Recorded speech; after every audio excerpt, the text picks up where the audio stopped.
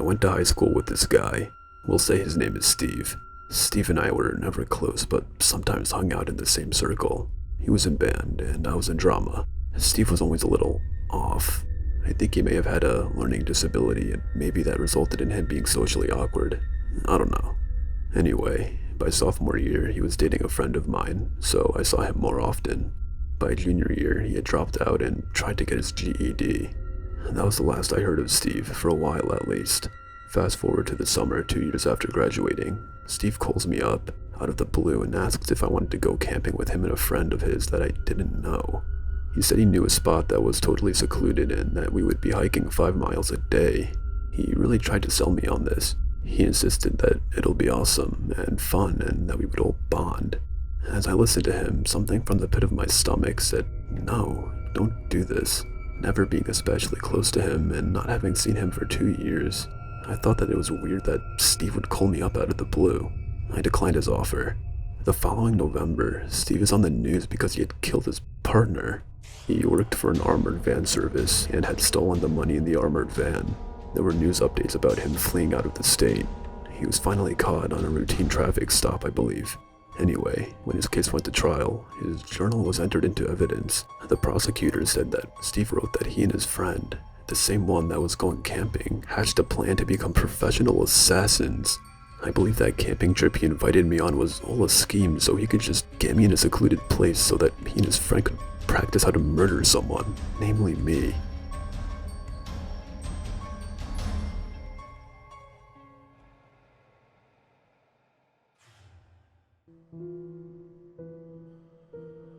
This story dates back to when I was in high school, so maybe 2000, 2001-ish. I didn't have my driver's license yet, so my parents would pick me up from school. On this particular day, it was my dad, although my mom's work was only about a block away. It seemed like an ordinary enough day. My dad picked me up and drove me through the parking lot to get to the main street to get home. I noticed that there was a guy just kind of standing around over by there, but I didn't think a lot of it at first. The school parking lot is adjacent to the football field, which gets used for a number of things besides football. There's also a public recycling area at the end of the parking lot too. For all I knew, he could have been there early for an event, or meeting someone. He seemed at first glance to be more or less the average kind of guy, until my dad said something. You see, my dad was a psych nurse, and worked at our local regional center. The types of patients he typically dealt with had serious mental health issues as well as criminal records. And he recognized this guy as one of his former patients. He knew this guy, and this particular guy had a rap sheet involving several counts of physical and sexual violence.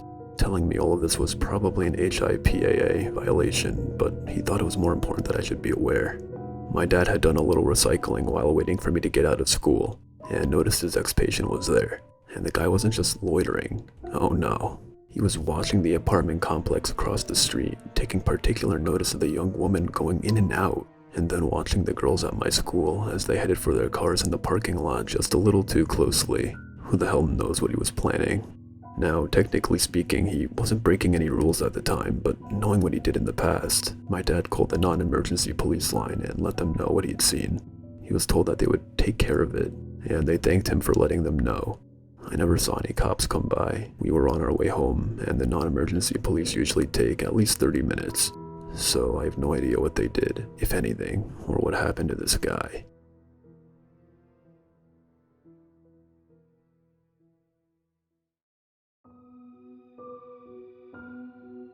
I had a woodshop teacher that went out of his way to be the cool guy.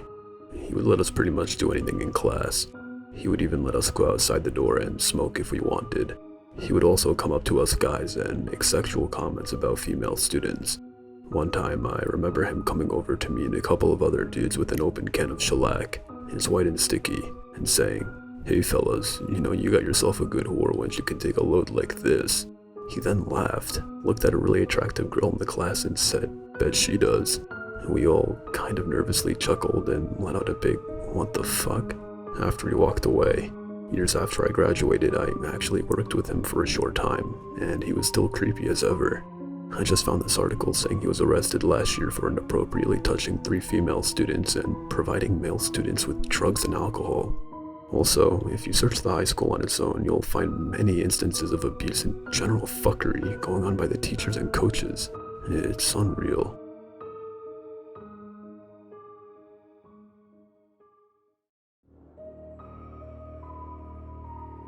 This took place about 2.5 years ago. Me and my friends were hanging out around our high school at around 9 p.m. Yeah, I know, it's stupid. We haven't done it in quite a while as we have better things to do now. It was a group of 6 of us sitting around talking, smoking weed, and daring each other to do ridiculous things.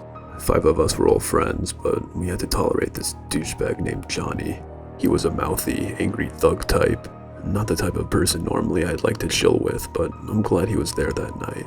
I was 17 at the time. Some of my friends were either 16 or 17, and Johnny was 15.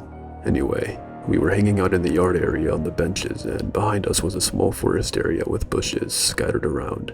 It spanned about 30 meters. Throughout the night, we kept hearing noises coming from that area, but we brushed it off, assuming it was just an animal. The noises ranged from crunches of twigs to bushes rustling. After a while, the noises became too strange and drawn out to ignore, so we decided to investigate. Me and my best mate at the time walked over to the area, and as soon as we reached the fence leading to it, the noises stopped.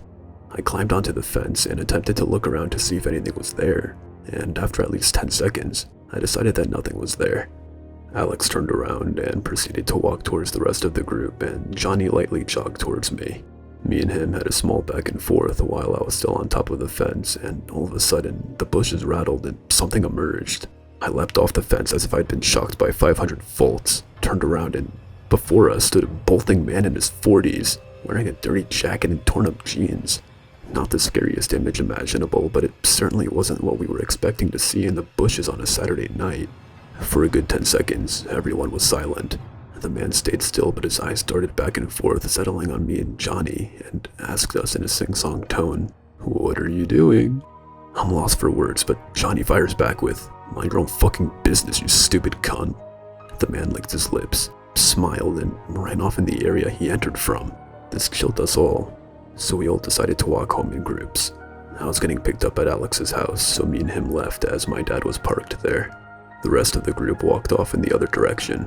As we walked back, we saw the man sitting in a bus stop across the road watching us.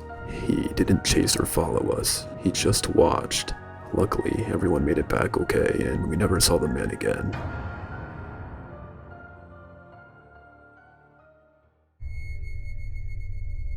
Back in the first half of the 20th century, the ground where my former school is located, among other schools and a hospital, was a small underground mine, and the story goes that there was a young boy who worked there and died in an accident.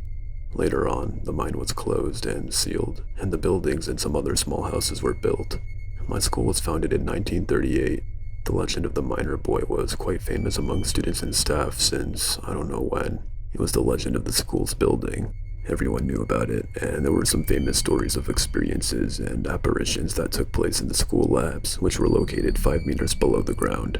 A few years ago, a chemistry teacher claimed to have seen the boy's ghostly face appear on one of the many windows of the chemistry lab, and a senior student had an experience once in the physics lab. He was taking a makeup test, and the table started to move on its own.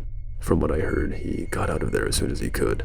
Students of many generations, including mine, said they felt a very weird vibe down where the labs were, and I can confirm that feeling myself. I always felt uncomfortable when I was alone in there, and repeatedly felt like someone was watching me. I was never spooked like that boy in the physics lab, but it surely felt like something weird was permanently going on.